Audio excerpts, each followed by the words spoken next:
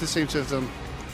Well, the fans say they're shocked, so too the Carlisle United directors, as the club's chief executive and co-owner David Allen leaves Brunton Park with some stinging criticism for his former colleagues. We'll have a reaction to his departure between now and 7 o'clock and look at exactly what the impact could be to the club's short-term future.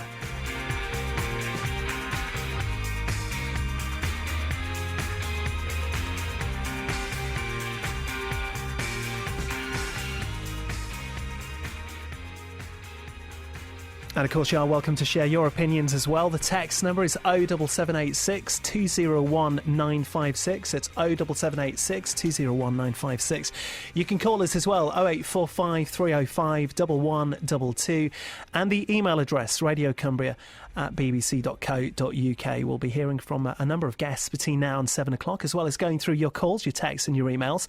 So David Allen yesterday left Carlisle United, citing an irretrievable breakdown in the working relationship between the four owners. He also went on to claim that the current board were letting the fans down by what he described as a lack of vision, direction and drive. Well, this is what some of the fans have had to say earlier on today. I think the comments that he made when he left were pretty accurate about the rest of the board having no direction. But I'll put that down to him as well. You know what I mean? I think the club does need new ownership if we're going to progress any further. And I also think that his departure's maybe got something to do with Greg Abbott not getting the sack. Disappointed, but if it's going to be beneficial to the club, well, anything that's beneficial for the club, I think, is a good thing. I think it's bad for Carlisle itself. Progress they've made for all the seasons. For this now, in this financial era, for them to pull out. I can see his point of view, but it's just bad for Carlisle, and I can't see them coming out of it. I mean, I don't sit around the board, but I watch them playing football at the moment. There's not much happening, and that's what the fans are there for, to watch them play football, and it's just a bit of a shame that they don't seem to be doing that at the moment. Well, that's what some of the United fans have had to say on David Allen's departure. Tim Graham runs the unofficial United website, CFC Online. Good evening, Tim. Evening, Paul. Is what we've just heard from some of those supporters there pretty much typical of what the fans have been saying today? I think pretty much so, yeah. There's been a lot of points covered there, hasn't there? I think a lot of the fans have been thinking that perhaps it's been time for a change for a while. But it's all well and good making a change, isn't it? People say get rid of so-and-so and get rid of so-and-so, but it's not like players, you can get another player. You've got to have someone to bring in, haven't you? I'm not saying that the board haven't made a lot of mistakes, but we're in a situation where you need someone to come in and change things. What's your own personal take on the events of the last 24 hours? It's been interesting, hasn't it? I mean, David Allen, it was, you expected him, when people said he'd resigned and so on and so forth, he expected a short statement, saying, I'm, looking to continue my business interests and all that kind of thing, but it was really stinging criticism he came out with, wasn't it? And it was surprising in a way that, you'd expect board members to be personal friends as well, and to come out with such an attack like that did surprise me a little, to be honest. Well, in response today, the club's three remaining co-owners described David Allen's statement as unfair and unjustified, claiming the nature of his departure showed, quote, a complete disregard to his fellow directors. Well, we've approached both David Allen and the club's remaining directors to come on the show tonight, but both parties don't want to say any more at this stage. We can hear, though, from the Carlisle United Trust board member Alan Steele. Alan, good evening. Evening. Alan, firstly, what is the trust reaction to the events of the last 24 hours? Well, I hope it leads to a bit more harmony. It's the last thing we need at the moment. We're in the bottom third of the table. The club's just lost £1.2 million. Judging by the numbers which were released in the press somewhat mysteriously in the first half of this week, we're still in a bad way financially. And the last thing we need is this internal warfare within the club. Trying to put a positive slant on it, then hopefully from here on in, this disharmony, didn't all happen this week. It's been going on for some time. Hopefully we can now all pull together and head in the same direction, all get behind the club, because it's what they need. How surprised are you by the nature of what has subsequently been said between the two parties? I don't think it's helpful. If you can't get on with your board directors, then fair enough, just leave. But I don't think all this muck that's been shoveled about has done anybody any good. It certainly hasn't done the club any good. It's the last thing we need. We've had like 5 changes. I think this is the 5th change of ownership since 2004, or alteration in the ownership. And it's the last thing we need is this sort of stuff flying about. And particularly when the team is doing as it's doing. I think it's very, very unfortunate that these sort of remarks have been made. What happens now, in your opinion? Where does the club go from here? The club needs some investment. And I think it's going to be very, very difficult to find someone who's prepared to put investment in while the club is in debt to the tune of £1.4 million. I think that's going to be very difficult, but that's what it needs. How concerned are you, Alan, personally about the club's current financial position? I mean, you alluded to it a few moments ago. Yeah, I think as far as the immediate situation is concerned, there are various dollops of money coming through from the various players which have been sold on. There is an enormous debt given the turnover of the company. You know, the 1.4 million debt, but it's all in one direction, and it is secured against the assets of the club. But hopefully that debt won't be pulled. So I don't think there's any need for any immediate concern. There's no administrator going to be called in tomorrow. Who knows what the situation will be by the end of the season? But you know, we're not in a good situation, are we? And particularly with the crowds the way they are. 4,500 last week was disastrous. And hopefully an awful lot more will turn out for the Charlton game tomorrow and get behind the team, because that's what we need. Hi, Alan, it's Tim.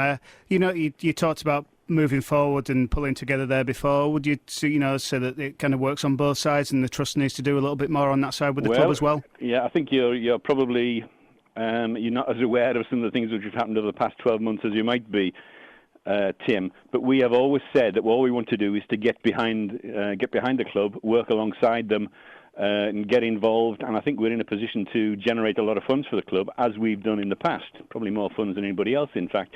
But, it takes two to tango. And we've written several times to the club board and said, in words of one syllable, let's get together, let's sit down, let's work out ways together where we can put our joint resources together and work out ways in which we can benefit the club, particularly financially. We've had no response. We've been rebuffed. And I think it is not...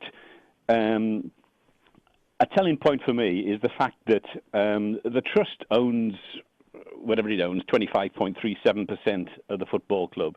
It has a director on the board of the club. That director, until now, has been excluded from the director's box at Carlisle United on match days. Now, that's just bizarre, because everywhere else he goes in the country, then they welcome him in with open arms.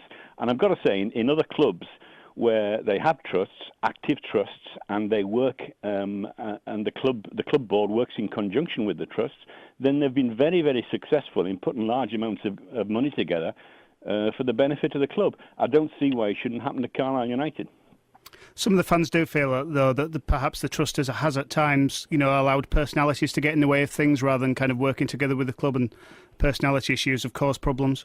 Well, the trust has bent over backwards, and I'll show you the documentation if you like, Tim. The club has bent over backwards to work in conjunction with the club. The trust, I guess, has done two major things since it was put together. It managed to secure a change of ownership back in 2004, where if we hadn't secured a change of ownership, the club would have been in a dire position. It then put £800,000 into the club. And in recent times, we've stopped a piece of land which is worth at least several £100,000 being given away for nothing by the club. Now, those are the principal things we've done. And the other thing we've done is to get a representative of the supporters on the board of the club as a channel for the supporters' views, and to make sure that the interests of the club are protected over time, so that as and when directors, owners, managers, players come in and out, then there's always a steady hand at the tiller which is going to look after the interests of the club. That's why we're there. Now, I think you are, if you don't mind me saying so, Tim, very, very typical of the normal supporter, because you'll get your information about the trust from the local media, from the press, and it has been so distorted, it's beyond belief. And it's been distorted so much in the recent past that complaints have been made and upheld to the Press Complaints Committee. And I hope we'll see a change in that now. Alan, on the subject you've just mentioned about Trust working well with clubs, I have heard you on a number of occasions in the past say that the Trust do want to do this. You've got a 25% stake in Carlisle United. What have you done, seeing as you have been rebuffed, as you said, to actually ensure it happens? A quarter of the club seems quite a lot to just simply keep asking and keep getting knocked back. Yeah, we don't. Funnily enough, we tried not to be confrontational. What else? I mean, within the law, within the scope of the Companies Act, then there isn't that much you can do as a minority shareholder. What we have done absolutely consistently is kept banging and banging on the door and saying, look, we want to get together. We've demonstrated what we can do with our resources. We actually, manned all the ticket offices for more than a season and took in all the money without charging a penny for it. So we can tap into an enormous resource there which can be used for the benefit of the club. But we can't do it on our own. We need to get into a harmonious situation with the rest of the board of the club, and we need to work together. Now, until now, that has not been possible. We've just simply been rebuffed, and some of the directors, and in fact, the director who's just departed has said quite specifically that he wants to deal with the supporters, with ourselves in particular, at arm's length. He doesn't want us to get involved. Now, faced with that sort of attitude, you've got an uphill task, but we don't give up. We've been there since whenever we were formed, 2001. We won't be giving up now, and we shall keep banging and hammering away and working so that eventually we'll be able to put that relationship together with the club, and we'll be able to pool our resources and generate some funds for Carlisle United Football Club. OK, Alan, thanks for joining us tonight. That's Alan Steele from the Carlisle United Supporters Trust. If you want to get in touch with us, you're welcome to share your views. The text number is 07786 201 956. On the phone, so 845 305 1122. The former Newcastle United and Northern Ireland midfielder Tommy Cassidy is also with us tonight. Tommy, good evening. What do you make of the events at Brenton Park over the last 24 hours? Well, Paul, I thought it was simple to start off with, but after hearing that little interview there seems a lot of hassle. There seems to be a massive gap between the trust and the board. Dave Allen's left because of the remaining three members. I mean, it seems it's in complete disarray off the pitch, and as I said in the bulletin this morning, that it's beginning to remind me of Newcastle United, and that's the last thing in the world Carlisle United need. At the moment, they need people to pull together. Greg Ablin must be sitting there tonight wondering what's going on. He's a massive game tomorrow. But reading between the lines, there's a lot of hassle behind the doors, and I think it's going to be sorted out very quickly. If the club does plummet on the pitch, the club could be in big trouble. Tommy, you mentioned a lot of hassle there, and you mentioned the link with Newcastle United. There are a lot of words in A, the David Allen statement, and B, the Carlisle United statement, and then a lot of words also in what we've just heard there from Alan Steele. Where do you think the line is drawn and we start to see action rather than words, which is the key thing here? I mean, Carlisle United desperately need action now. They certainly do. What I've just got to use an example of Newcastle United. The fans are the most important. The club is there for the fans. There'd be no club without the fans. The fans don't want to start the game tomorrow, some having to go with the remaining three board members because of taking Dave Allen's comments on board and taking them seriously. And that's where I think this could impact, and it frightens me that it happened in Newcastle where the fans were having to go at Ashley and they weren't getting behind the 11 guys on the pitch. And this was particularly last year, and they got relegated. And as I look right throughout the Football League today, all the clubs at the bottom of the table, all the hassle seems to be off the pitch. You look at Portsmouth and Hull and people like that.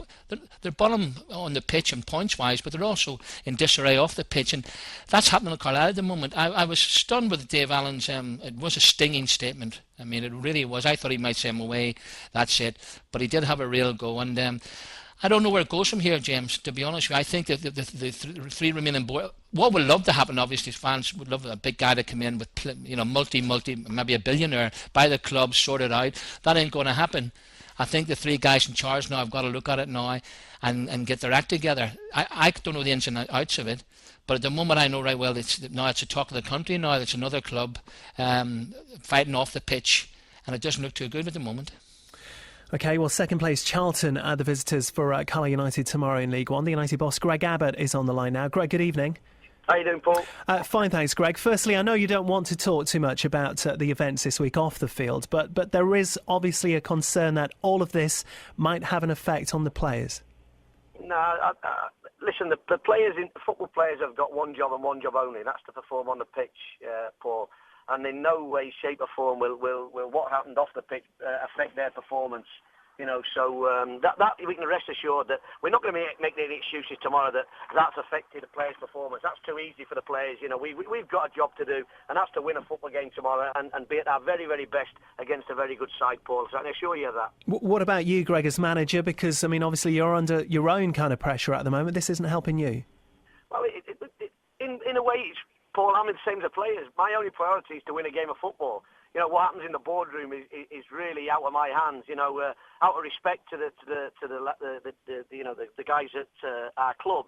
I leave the boardroom to them, and they leave the dressing room to me. You know, so what goes on there is very much news to me, as it is to everybody else. You know, so I don't really know much of what goes on behind that door, because they do that bit and I do the football bit, and that's the way it is, Paul. You know, so I'll just be concentrating on the football thing, which is a tough enough job in its own right at the moment. OK, well, on to football matters, Greg. How are you looking injury-wise ahead of tomorrow?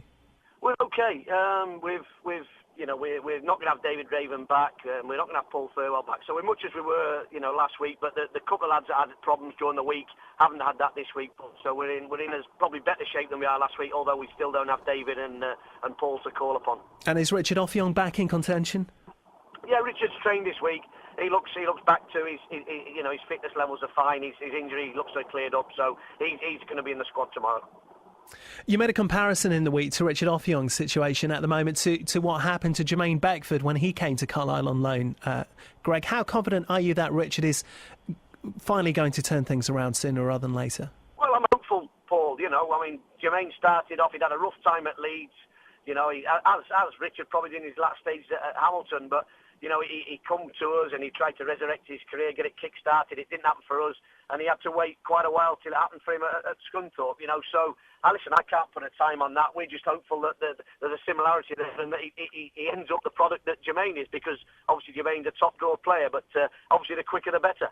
A lot of the talk ahead of tomorrow's game, Greg, has been about the return of Nicky Bailey. Can you understand why supporters still hold a grudge against him, given what happened when he was playing for Southend a couple of years ago? Yeah, Paul, absolutely. You know, absolutely. And if I was a player, I'd have my own mentality of what I would be thinking, you know, come tomorrow's game. But what we don't need to do is harp on about one or two issues, i.e. the issues off the field or Nicky on the field. What we've got to do is beat a very, very good Charlton side, and we have to be at our best. And if that means an extra little bit of tackles around Nicky Bailey, so be it. And if the crowd get to support us with that, then fantastic. They'll have their own issues with him and other things, but you know, what we want is everybody behind the 11 players. We've got, you know, urging them on to do what we did last week, which was find that victory, which is at the moment so important to us.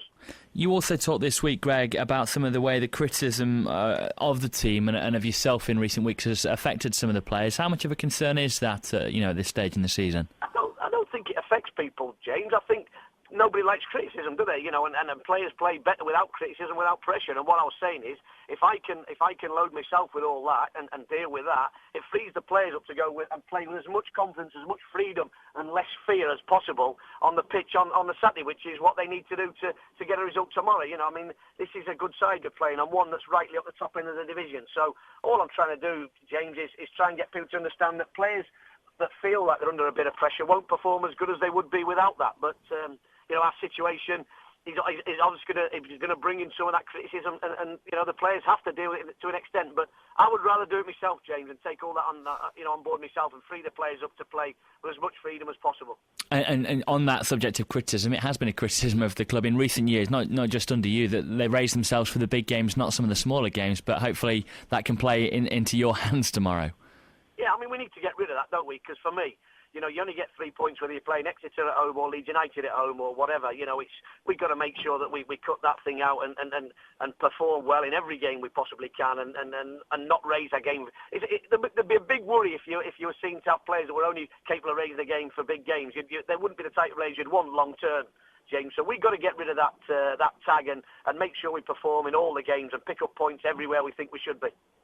OK, Greg, good luck tomorrow to you and the team. Many thanks for joining us tonight. Cheers, Paul. Greg Abbott, Carlisle United manager, joining us at BBC Radio Cymru Sport. Just gone 24 minutes past 6. Tommy Cassidy and Tim Graham, who runs the Carlisle United unofficial website, CFC Online, in the studio tonight. Tommy, just coming back to you. I mean, hearing from Greg there, how much of a concern will there be that the uncertainty surrounding the club will affect the players? Because it's inevitable. Part of that will filter down to those players. Do you think it will play any part? No, I don't. Excuse me, I don't, Paul. The players have read about it, they've talked about it, I'm sure. But when it comes 3 o'clock tomorrow afternoon, they've got to go out and perform, as Greg said. It's footballers, you know, how can I say this? I remember you've got to play with confidence. They had a good result last week against Southend. I think they'll win the game confident tomorrow against a top side. I don't think that this reaction will hurt them that much. But what I'm worried about is a long-term thing. And when I say long-term, I mean from now to the end of the season. If they win tomorrow, they go in the middle of the table. I can assure you, tomorrow night, when they go out with their wives and they go to the restaurants and wherever they go, they'll be singing and dancing. The Dave Allen situation won't affect them that much. Tim Graham, we heard from Alan Steele a bit earlier on. Terra Firma Blue on the text says that Alan Steele spoke more sense in a few minutes than I've heard coming out of Brunton Park for years. Is it time to let bygones be bygones and move on and try and put everything that's happened in the past in the past? Well, that's what I mentioned to Alan, isn't it? I mean, for a start, I didn't get the chance to get a right reply there, but I thought Alan was rather assuming what I do and don't know in that situation, which I thought was a little bit rich, to be honest. But yes, the trust has to move forward, doesn't it? And the club has to move forward, and they have to move forward together. That's the idea of having a supporters trust, isn't it? We all muck in together, and we all work forward. That's we've got a good stake in the club, and think what it could be like if the right people did the right things instead of. On both sides, to be perfectly honest with you, Paul, people have done the wrong things. OK, keep your comments coming in. We've got more reaction to come between now and 7 o'clock to the events at Brunton Park over the last 24 hours.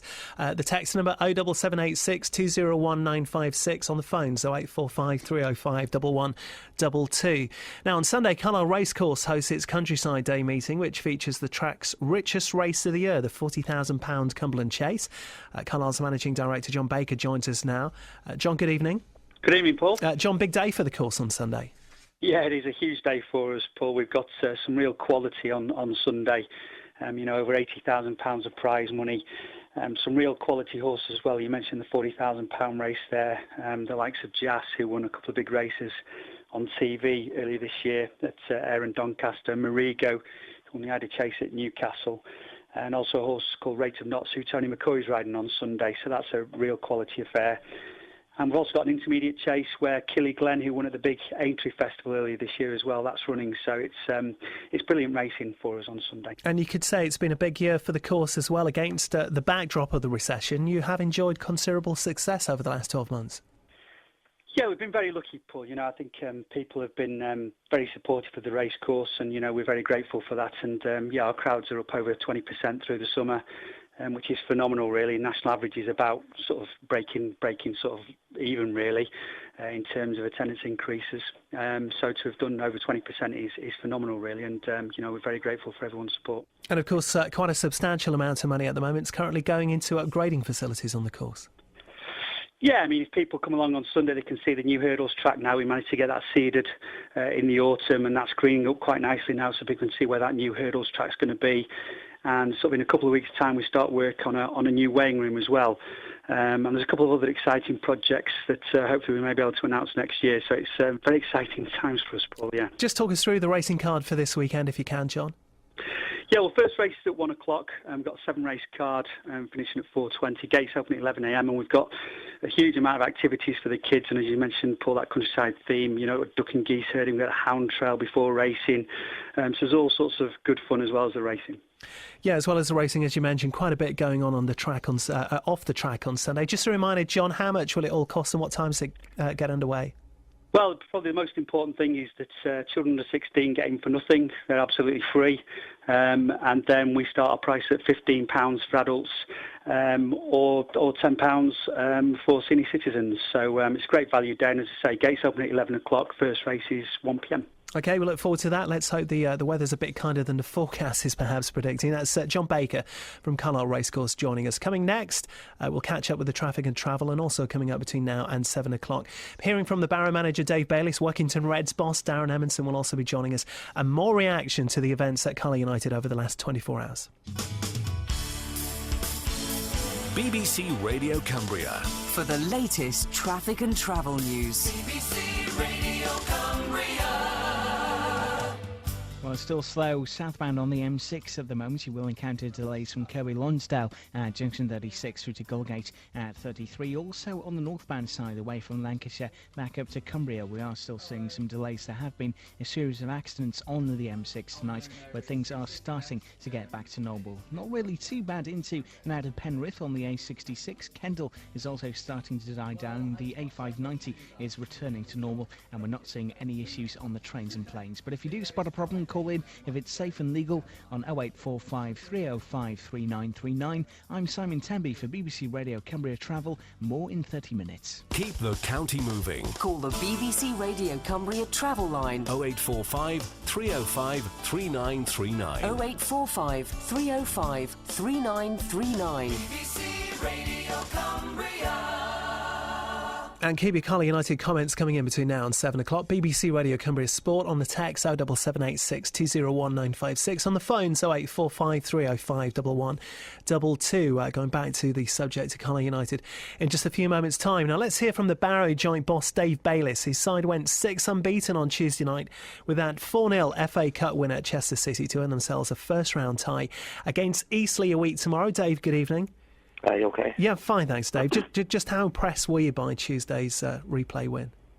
I think, the scoreline was a great scoreline. It was, we scored 3 goals in, I think it was 6 minutes, which obviously killed the game off. But it was very close up until then. As soon as the first goal went in, it changed the game totally. And as soon as the first goal did go in, their heads dropped and we took advantage of that and went on to win the game convincingly. But before that, it was quite tight. There wasn't much in the game, but as I said, it was all important to progress, on which we did. As we mentioned, 6 unbeaten now. What is making the difference at the moment from where you were perhaps a month or two ago? Well, obviously we had a lot of players out injured. We had like Sir Simon Spender playing centre mid. We had lads all over the place. They weren't playing the correct positions through injuries, and we were asking lads to do a job in different areas. And we put them back in the right positions, and obviously, just sheer hard work and effort and graft. And it's an old saying, but the harder you work, the luckier you become. And the lads, to be fair, have earned a little bit of luck at times, and because the sheer amount of hard work they've got through in games. Grays tomorrow, Dave, and given the way you're playing at the moment, are these the kind of games you are expecting now your side to take something from? Well, it is anyway. Grays are the team that we looked at start of the year, and we thought, it's a game that they'll be there or thereabouts as come end of the season, and it's important that we take points off them. Especially now we're I think 9 points ahead of them. So if we can nick a result, a draw or a win tomorrow, then it just puts a little bit more daylight in between us and the bottom 4. How are you looking team-wise tomorrow? Any concerns at this stage? Well, there's been a lot of flu going about, so we've given the lads, a couple of days off, and just so all the lads don't really, pass the bugging anymore. But Phil Bollins will be playing next week against Rosendale, and he'll be a big plus to come back into contention for us. But to be fair, when you're playing well and winning, I think everyone should be involved, and no one's going to tell you that they are slightly injured anyway. Yeah, what's the situation with John Shaw at the moment, Dave? Is there a chance you can extend his loan, and is there a possibility perhaps of maybe a permanent move in January? Well, he would have seen it 3 months out. I think it's 27th of November. He'll definitely go back to Rochdale. He's done his 3 months maximum, but John's a player we'd love to have back at the club. It's not just he's a good footballer, it's his enthusiasm, his attitude towards the place. He's absolutely fantastic lad as well to work with, and come January we'd love to bring John back, but it's a big if, as I say, we can sort on out financially. It'd be great to have him back. Have you already got an idea at this stage, Dave, what you would like to do ideally in the transfer window? Yeah, we've got a number of players that we want to bring in. Even now we're looking at players to bring in. Next week, we've looked this week at bringing lads in, and we'll look again next week. But come January, there's a list that we want, and to keep ticking over and keep moving the table, we have to keep progressing the team. And whether that means getting 1 or 2 of the current players that we've got actually out the club to bring players in, then we'll do that. Dave, good luck to you and the team tomorrow. We'll catch up with you later on. Thank you. That's Dave Bayliss, the Barrow joint boss, joining us on BBC Radio Cumbria Sport. Back to Carlisle United, your comments are coming in over the shock departure of the club's chief executive and co-owner David Allen yesterday. James, a couple of comments you've got there. Yeah, a few. Sean from Silla says he's never missed a game for 10 years. What is going on? The rumours going around are really bad. And following up on that, Ray from Carlisle says, I've heard that Carlisle could go into administration sooner rather than later. There's always chatter on the internet forums when these things really start to pick up momentum and come towards either the truth or being outed as a false rumour. Tim, is there anything strong in this area at the moment on your forum? The word gets thrown around a lot, doesn't it, James? I think. I mean, I remember you had David Allen on there at the start of the season, and someone had mentioned that, and he said, no, the club's nowhere near going into administration. I mean, that was, 3 months ago, so something catastrophic would have had to have happened, I think, financially in the 3 months from then, but the figures don't look good, do they, when you look at them? 1.2 million lost last year. I mean, I mentioned the Danny Graham money, £30,000 of that. The gate last week, 1,650 down on budgets. That's your £30,000, gone on Danny Graham's instalment straight away there. So, I mean, that doesn't help matters, does it? Who knows? I mean, a lot more will come out at the AGM, won't it? It's the AGM a week on Thursday. Which is interesting timing with David Allen leaving, isn't it? And people will be raising questions about that. Your chief executive, after a dreadful financial year, leaving. What is 2 weeks before the AGM, and that's an interesting point to make. People will say, if we did go into administration in 6 months' time, we certainly won't be the first. And in the current climate, with clubs struggling left, right, and centre, I mean, you've got Southend playing tonight. Have got 10 or 11 players, and they are the taxman 660,000. Accrington are the taxman 300,000. Where will the money come from? That's the big question, isn't it? Because if the club can't, with the businessmen they've got there, and there's one less in there at the moment, where they can't afford to keep servicing a debt of £1.2 million or a loss of that, and a debt that they already own anyway.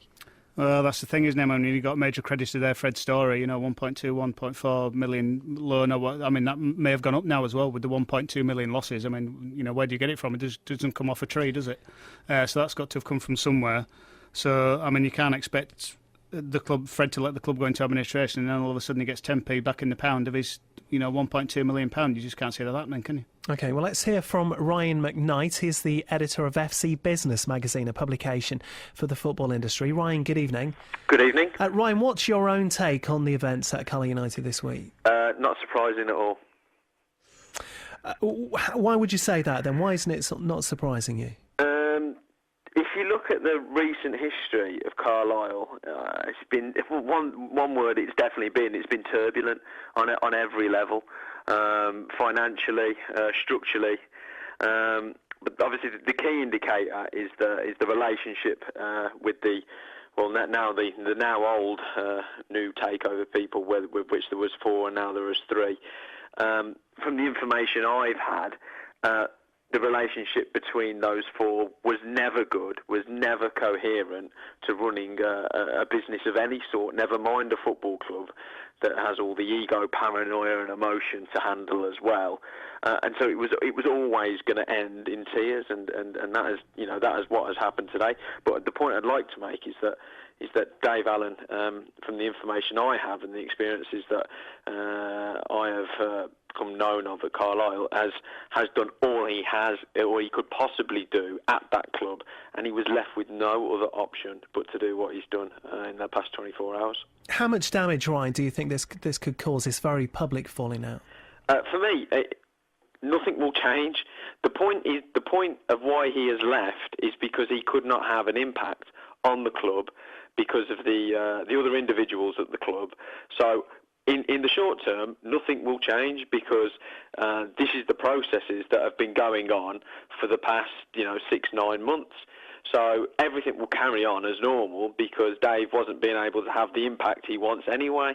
So if anything, it will compound an already bad situation. But if anybody who's thinking that this is somehow going to help the club, of course, that is nonsense. And you just talking there about the possibility of administration. That's for me, that's a very real possibility. The club essentially has no commercial director. It has nobody driving the business. I've got no sympathy with any club who've got falling gates, because I see on a daily basis clubs who are proactive, who've got interesting, innovative commercial people in the club, the attendances and the commercial figures going the other way. So there is really no excuse. Hi Ryan, it's Tim Graham. You mentioned there that you thought nothing would really change with David Allen leaving. I mean, obviously it's very negative publicity, isn't it, around the club, with the statement David's released about the three people that are still there.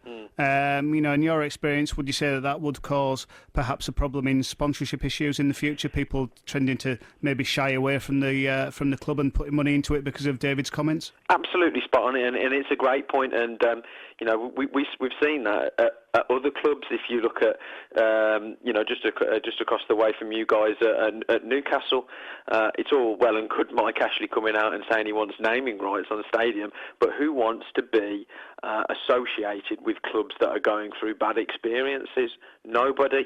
And the same will go for Carlisle United. What big brand is going to want to be associated with a business that's got massive internal problems? Fiscally, it's very, very poor. So, you've hit the nail right on the head there. And in Dave's statement, I definitely subscribe to what he's saying in there. The only way that the whole situation can be resolved now is with wholesale change at the top. And the supporters' trust there have been overly proactive in trying to have a better role in the club, and that has been kiboshed a number of times. I think this is an excellent chance for them to have a greater involvement, a greater, more positive involvement in the club, and that can be a step in the right direction. Is there anybody out there, or is there a business in there that's going to take this club off the remaining three owners? No, I don't think there is. So it's a very, very difficult situation for the club, the fans, and indeed the town. Hi Ryan, it's James. I commentate on the club. You mentioned there that there are clubs who are getting it right, who are very much proactive in the way they go out looking for new supporters. I mean, who are these clubs? What is the benchmark for Carlisle United? I would use the example of Watford. Now, Watford is not a glamorous club at all. Anybody who's been down to Vicarage Road, the place is an absolute bomb site. Yet they are producing some really, really good commercial results. They've just had a fantastic new shirt sponsorship deal with an organisation called Evolution HDTV. Their commercial team, which is headed up by a guy called Raj Athwell, who's got a plethora of experience at the likes of Coventry City, and he moved there when the Rico was built. He's got some incredibly interesting ideas about how to grow the corporate side of football clubs. And one thing he does is he doesn't sell the football. The last thing he mentions is the football, because that is actually the weak link in the business often. If you're going to sell the only clubs who can really sell the football are the likes of your Real Madrid, Manchester United, and Barcelona. For the rest of us, we have to deal with the heartache of what is actually awful spectacles week in, week out, and I'm sure that you've been privy to many of them over the years. So really, it's about being good commercially, and some of the interesting things that are going on, and we report on all the time in our magazine, is what directors and owners of clubs either choose to look at and replicate, or they choose to do their own thing. And normally, when that happens, there's normally failure just round the corner. And Ryan, just finally, in your opinion tonight, how concerned should Carlisle United supporters be? Without trying to add to the issues, I would say very concerned. With Dave Allen's experience previous to his position at Carlisle, I get the feeling that he was the one sort of holding the ship together, and now he has disappeared. I wonder who's going to take those reins. I'm not saying that they're going to enter, next week we're going to see Carlisle in administration, but I do think that if you look over recent modern football history, when there's turbulence at the top, it never transcends into good positive results on the field. One thing it always transcends into is poor results on the field. We've seen it at Leeds United. We've seen it at a host of other clubs. So this is only bad for the club. There is no good to come out of this. Okay, Ryan, many thanks for joining us tonight. That's Ryan McKnight, editor of FC Business magazine. BBC Radio Cumbria Sport just coming up to 16 minutes to 7. We'll go back to Carlisle United in just a few moments' time. Let's hear about Workington Reds, who are at Telford tomorrow, looking to make it 4 unbeaten in Blue Square North. Manager Darren Emerson is on the line. Darren, good evening. Hey, Paul. We'll talk about the Telford game in just a moment. Firstly, a reflection on Tuesday night, Darren. 2-0 against Farsley. It finished 2-2, and I know there were a few words spoken in the dressing room after that game. Yeah, nothing too severe. The game itself was one of the most comfortable we've been in this season, and you know, that's a decent Farsley Celtic side that we came against, and you know, for 86 minutes of that game we were more than comfortable and should have been 5 or 6 goals ahead, you know, without them complaining about that. We really did play well in spells. But then the naivety of the side and the youngsters that are in there, you know, we kind of thought we were better than we were at times, and just a few minutes there we played the wrong balls, dwelled on the ball when we shouldn't do, and didn't stick to the game plan that had got them the 2-0 joy. And then, you know, with 4 minutes left, it changes round, and you've got to play for 90-95 minutes in a game, and we didn't. With the greatest respect, Darren, it is perhaps maybe more difficult for players at that level to show that level of concentration we perhaps see at a higher level. Is that right? Well, you know, we saw it in the Premier League last weekend as well. You know, Arsenal were 2-0 up and Man City were leading, and it just happened at all levels. But yeah, there is a little bit of inconsistency that I've highlighted, you know, since I took over. But maybe I need to take some blame for that. Maybe the substitutions I made were attacking wise, and I probably should have just stuck for a 2-0. You know, with 20 minutes left, I felt really comfortable and made 2 positive substitutions with the thought of going to get more goals in that game, and possibly I had to look at myself afterwards. So we talked about different things in the dressing room, and I'm hoping that we'll go away to Telford tomorrow and it'll all come together, and we'll pick some more points up. Yeah. Are the playoffs still a realistic target for you at this stage, do you think? Because you're not a great deal of points away from those top positions, are you? No, and that's what the players themselves were saying Tuesday night, and there's a dogged determination in that dressing room at the moment. It's possibly the best it's been over the last few weeks, I think, since I took over, and they now know what's needed in this league. I think they're just realising, and we've dropped points. Tuesday night we went away to Stalybridge and thoroughly dominated them and only came away with a point. So there has been other games as well where, you know, we should have been a little bit higher placed than we are, but we're not. But at least they know what needs to be changed. And as I say, hopefully tomorrow it'll come together again and we'll pick at least a point up. And how are you looking team-wise tomorrow? Yes, we've got Tony Hopper back, which is a plus into the squad. But we do have to rest Matthew Henney again. He came on for a short spell Tuesday, but he's still feeling uncomfortable with the back spasms that he's getting. So we've got to leave Matthew at home. But as I say, we get Tony in, which is an added bonus. I'm not sure whether you're aware of this or not, but Tim Graham, who's one of our studio guests tonight, has just informed me that Steve Torpy's left Telford and signed for Fleetwood this week, which must be good news for you. Yeah, I could do with another 4 or 5 going from Telford overnight if possible. But no, yeah. Well, Fleetwood are spending money all over the place, and that'll be a blow to Telford. But you know, they've got a big squad as it is, so they'll want to let him go without thinking they've got other players that can come in, unless they're thinking of bringing some other people in next week. So it won't make too big a difference to our game plan tomorrow as to who plays for Telford or not. Really, we've got to concentrate on what we do, and hopefully that'll be good enough. Darren, good luck to you and the team tomorrow. Thanks, Paul. Cheers. Darren Emerson, the Workington Reds manager, joining us on BBC Radio Cumbria Sport. Tim Graham, who runs the unofficial Carlisle United website, CFC Online, and Tommy Cassidy, our Carlisle United match summariser, also with us tonight. Tommy, let's just concentrate on the football side of things ahead of tomorrow's game at Brunton Park against Charlton. Just how important was that win against Southend for Greg Abbott in particular as manager last Saturday? Well, I said last Friday night in the show, I use this phrase many times, I suppose, I'm boring people with it, that it's a massive game. Because losing last week to a team like Southend, a middle-of-the-table side, would have brought them right down the bottom 4, I think it was. The win was, I'm sure, in training during the week, they're all buzzing, round to go. If they get a result tomorrow, you know, as I say, they're going to mid-table. If they get a win tomorrow, they're going to mid-table, and things. It's surprising what 90 minutes can do to a club. You know, this week there's been all things let loose and all accusations and this and that. If they get a win 3 points tomorrow, Sunday morning people wake up in Carlisle thinking, you know, we're mid-table now. It looks a little bit better, but it's all up to. I keep saying it's all up to the players. Tommy, you said last week on this programme you heard a real determination in what Greg Abbott was saying, a real determination in his voice. I did, yes. I mean, he did say that the work, they're all day. Only a manager can do this. We're on the outside. We only see what we see on a Saturday.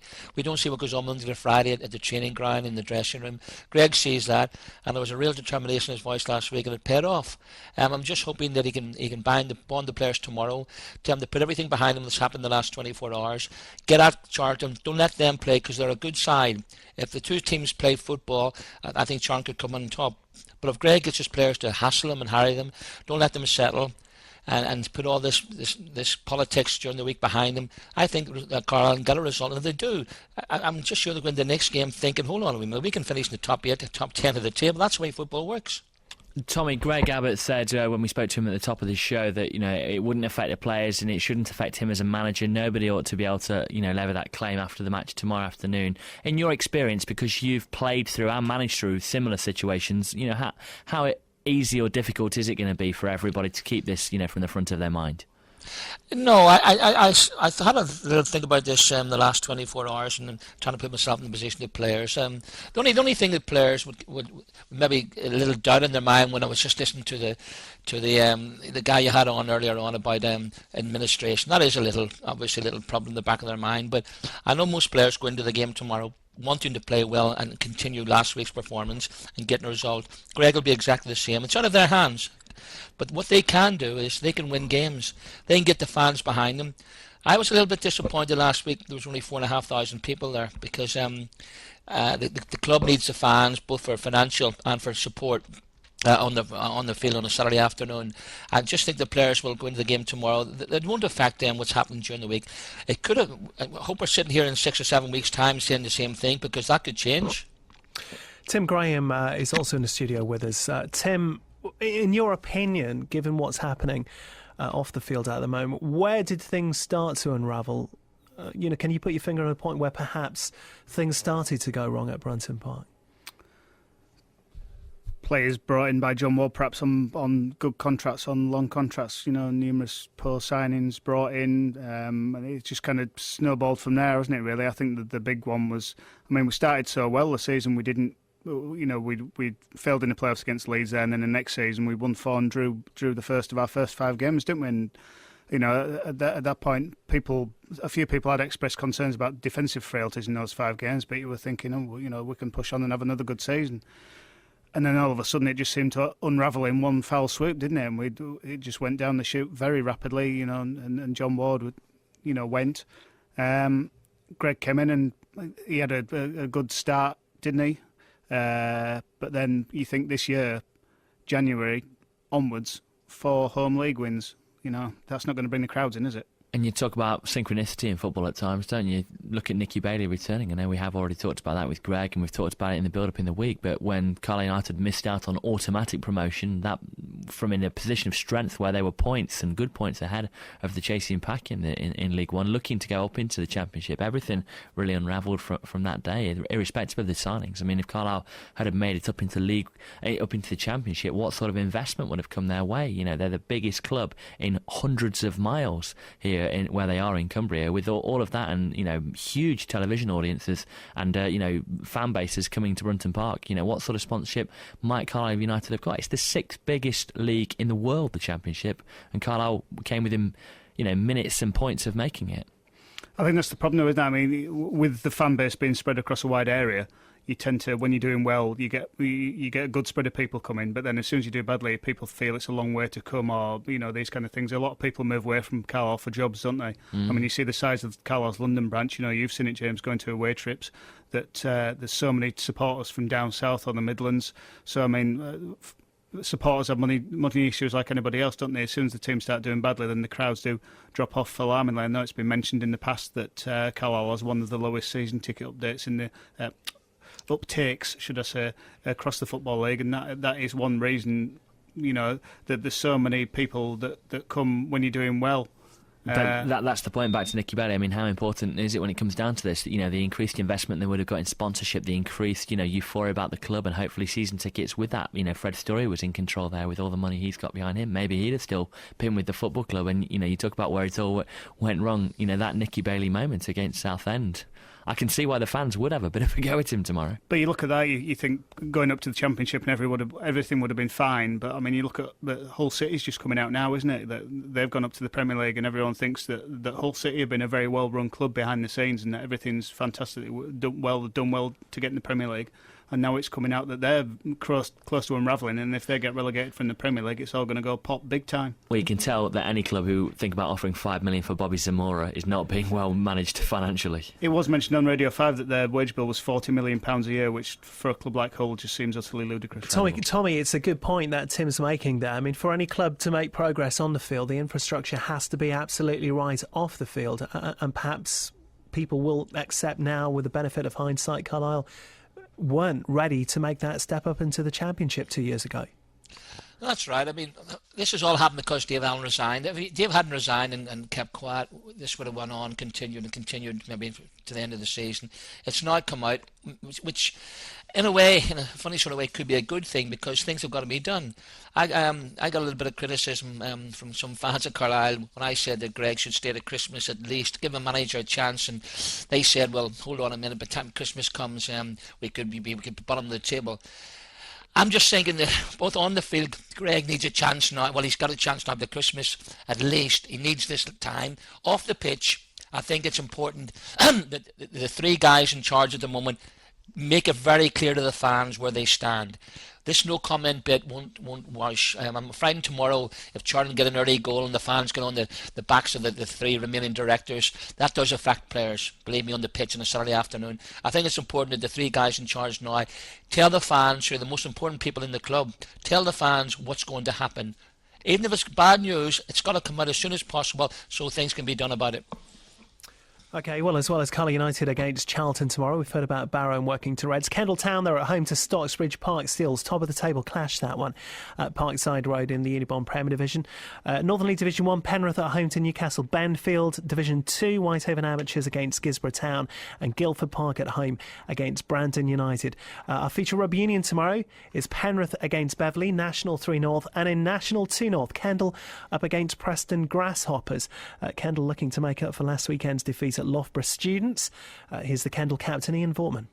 Our home form has been pretty good all season, really. We've tended to be a hell of a lot better at home than we have been away. Last Saturday, I didn't see the game myself. From what I heard, the forwards were all right again, and we took a really inexperienced backline along, and we maybe leaked one or two tries through there to a very good Loughborough side. So although the score looks quite devastating, from what I've heard, we weren't that bad really. But as we say, Saturday's against Preston. It's a massive, massive game for this club. It always is against local rivals like Preston for bragging rights, etc. But we really need to get a run going because it's just got to the stage now where we haven't won 2 games on the trot all season, and we really don't want to be struggling with inconsistency all season. Well, 3 out of your next 4 games, starting with Saturday at home, are at Mint Bridge. How important is it going to be to take as many points as you can here? We need to take a lot of points. We need to start getting a bit of cohesion, a bit of consistency, like you say.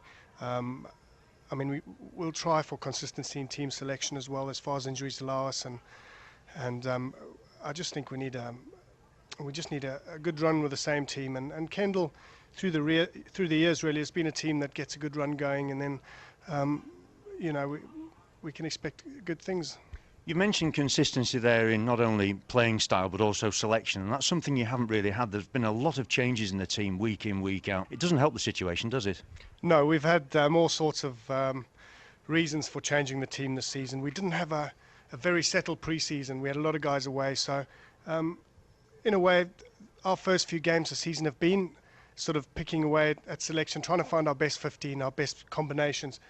And as I say, I mean, I appreciate as much as anyone that we need to be consistent in team selections to get any sort of consistency in results. Yeah. We've got another old face back in the side. Explain that one, Ian. Yeah, we've got Mike Scott back for this week. I mean, we've sort of saying it's short term at the moment. It's he needs to see how he gets on, and we all have to sort of see how it works out for ourselves. But we've sort of decided that we need a bit more leadership in the side. We need a bit more experience. We've got a hell of a lot of youngsters in, guys like Ben Robinson, Lewis and Mark Ireland and guys like that. And I just think we need a little bit more experience, a little bit more organisational skills. a little bit more experience. So we've brought Mike back, and he'll do wonders for our squad. He's just a nice guy to have around. Plus, I don't think I'll be the oldest guy anymore now, which makes me feel better. That's Kendal captain Ian Vortman, his side up against Preston Grasshoppers tomorrow. Let's just go through some more of your comments tonight. Mike in Keswick says, with everything that's gone on at Brunton Park, which is bizarre to say the least and leaves the club on a deserted island, we need everyone tomorrow to get behind the 11 players because they'll need the help big time. On our day, we're as good as anyone up the Blues, says Mike in Keswick. Stephen from Carlisle thinks the business, Carlisle United, needs a whole new ownership and someone who can get on and get involved with the Carlisle United Trust. And Keswick Blues on the text says, don't panic. If I win the Euro Millions tonight, the wife says I can buy the club. Keswick Blues, if you do win the Euro Millions tonight, you will live to regret, or your wife will live to regret that statement. Tim Graham runs the unofficial United website, CFC Online. Tim, I know we were talking, and it was mentioned a bit earlier, about criticism towards the club's directors or owners in the past. You were saying you haven't seen quite so much of that. Yeah, it was just a point I picked up on there from Tommy. Tommy saying, people getting on the back of the board directors. We may see more of that tomorrow if we go down because of what's happened this week. But I go in the paddock where, as I'm sure you're aware, people aren't particularly backwards in coming forwards. And there was more of that at the end of last season when the big threat of relegation was hanging over us with 5 or 6 games left. There was more people tending to turn around and bark towards the director's box. There's been a little less of that this season. I think that just smacks of the general apathy and flat atmosphere around the club itself. Full stop. People are just. There's a few people in B stand try to get an atmosphere going, but then apart from that, the rest of the ground seems to be waiting for us to concede a goal. Just finally, Tim, and just quickly, where do you see the club realistically this time next year? There's an interesting one, isn't it? Results have got to start happening soon, haven't they? We've got a hard run of fixtures now. We get round to January. Tom Taiwo may go back because of the Chelsea transfer embargo. And that's where we've got to get going. And it all depends if results did go badly in the next few weeks and Greg was to be relieved of his duties on who they get in. Get off the fence. Where do you see us next year? If I've got to be honest, James, I go in the paddock, so I've got to say League Two. I can't see us getting the results needed to stay up. To be perfectly honest, that's my opinion. People will disagree with it. People will agree with it. But I think if we were to stay up, it's not going to be by much. Same as last season. That was a really cruel question to ask you, wasn't it? But, well, yeah. When you look like James, you've got to be cruel to other people, haven't you? Let's be honest. Tim Graham and Tommy Cassidy, many thanks for joining us tonight. Just a reminder, if you've missed any of the programme this evening, you can hear it back again via the BBC iPlayer. Don't forget to join us from 2 tomorrow. Big day for Carlisle United. Otherwise, stay with us. Man is up next.